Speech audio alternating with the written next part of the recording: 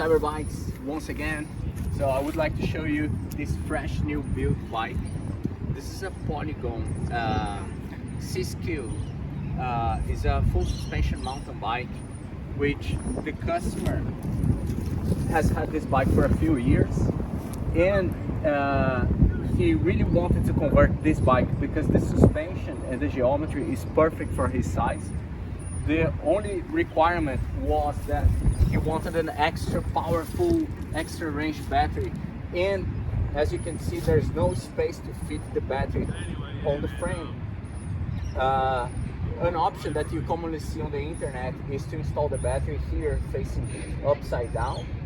However, I'm not a big fan of that type of installation, because when this type of battery, this high long 3 model, is upside down, all the holes, the bolts that keep the battery attached, both parts of the battery attached and closed, all those holes allow water to come in. And especially here, you can see is the key barrel. When you turn the battery upside down, the bolts that hold the key barrel to the case are not waterproof, so water will come in.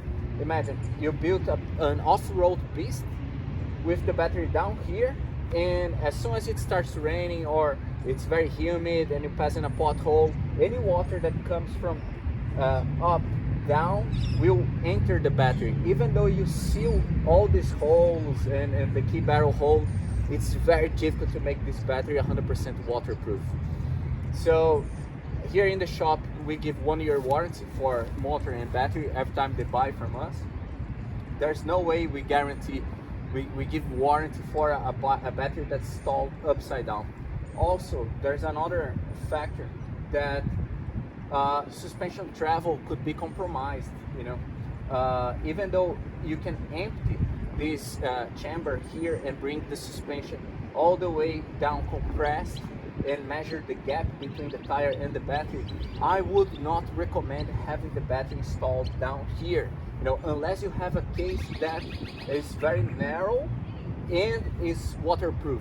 That's the only condition. This is the high long 3, let's say, max capacity. So this one, if I'm not wrong, it might fit 80 cells, and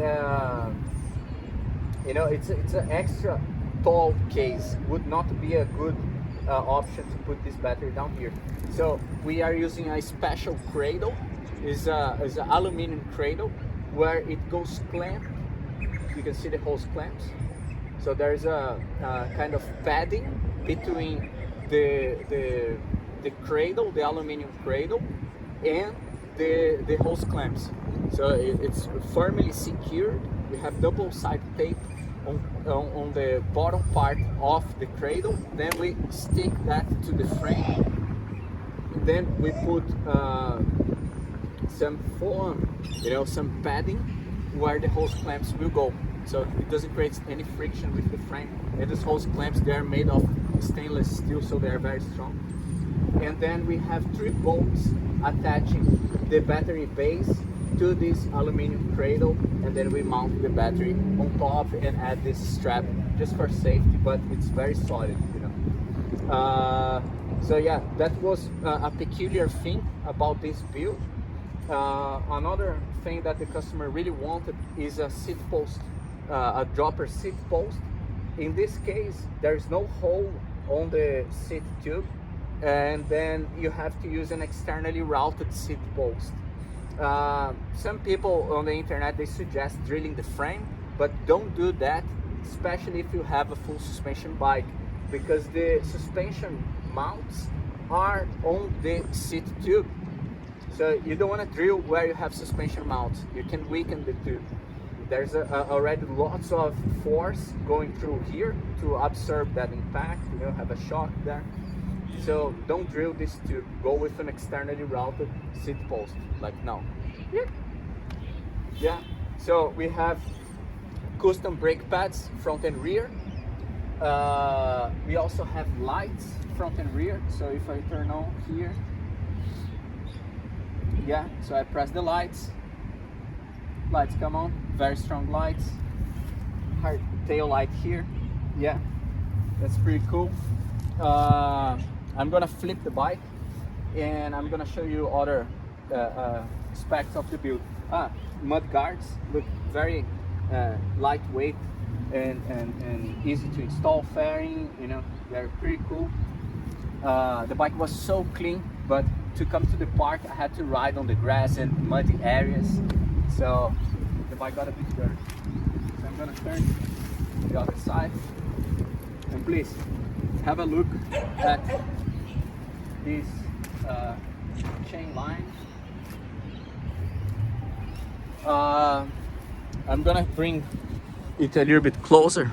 Shimano derailleur, in which we modified it to fit as a chain guide, because the concern here is when we engage the very first gear on the rear wheel. So we modified this front derailleur to fit as a chain guide. Another important thing about this build, about this frame, if you have this frame, a very common frame here in Australia, is that we had to go with a 42 teeth chain ring instead of the original 46. This is a bling ring 42 teeth.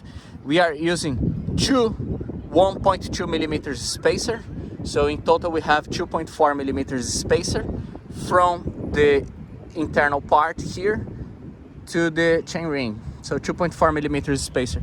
That gives enough clearance for the chain ring to don't touch the chainstay.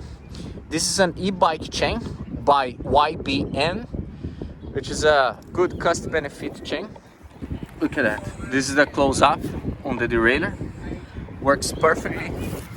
Now we are on the second gear, but on the first gear works even better. Let's see from the top here, from the gap here.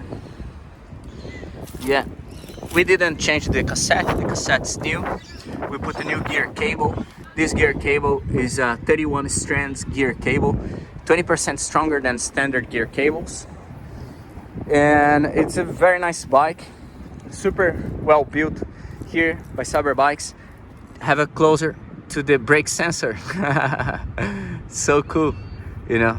So it's properly installed. We could blend in the sensor kind of nicely with the lever, and works very well. You know, you press here and throttle, nothing happens. Yeah, nice build by CyberBikes. Again, delivering the best in terms of custom e-bikes to the customer. And look at this seat, very nice seat by Velo, super comfortable gel seat, new handlebar grips. Yeah, the bike was built, let's say, again from scratch, going super well. We tightened all the spokes, front and rear wheels. I'm just waiting the customer to come in, and then we're gonna adjust the suspension, pump up the suspension according to his body weight and height. And yeah, just saying again, like, this is a 52 volts 16 amp hour battery using 32E cells, and down there is a BBSHD 1000W motor going with custom CyberBike settings. Oh yeah. So if you enjoyed this video, please like, share, subscribe, and leave a thumbs up, because you don't see a custom e-bike fully completed, ready to go, an awesome absolute trail beast, you know. Look at that. Cheers from CyberBikes.